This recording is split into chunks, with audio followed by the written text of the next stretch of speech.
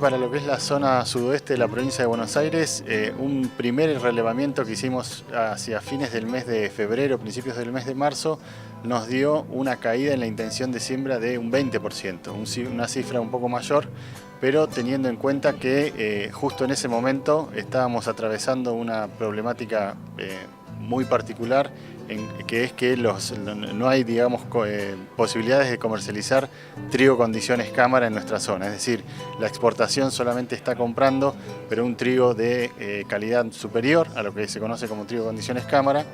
Y bueno, entonces eso generaba en aquel entonces, lamentablemente todavía se sigue generando, un desánimo muy grande entre los productores, y por eso esta primera respuesta en aquel momento fue de una caída muy grande del orden del 20%. Digo en aquel momento porque bueno, pasó el tiempo, las condiciones, sobre todo las condiciones climáticas, han sido benévolas, es decir, ha venido lloviendo y eso favorece desde el punto de vista productivo, es decir, hay disponibilidad de agua en el suelo, entonces por ahí el productor se tranquiliza un poco y piensa otra vez digamos, cuál va a ser la actitud respecto a la siembra.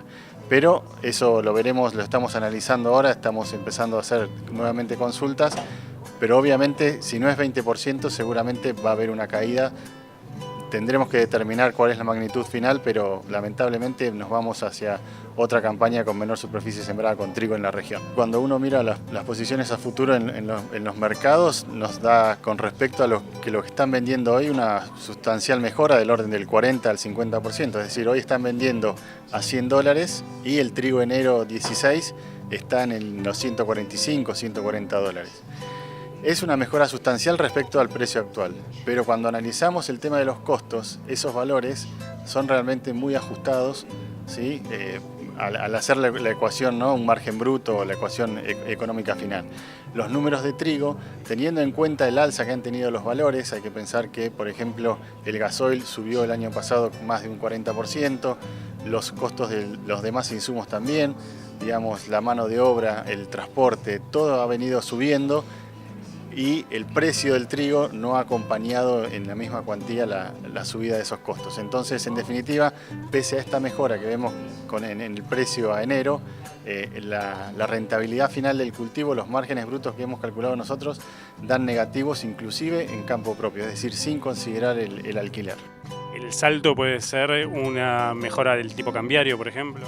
Obviamente, digamos, hay como tres parámetros que podrían influir. Uno es que se deroguen las retenciones, otro es que se libere el mercado, es decir, que no existan más ROEs, y el otro es, como vos decís, un cambio en el tipo de cambio.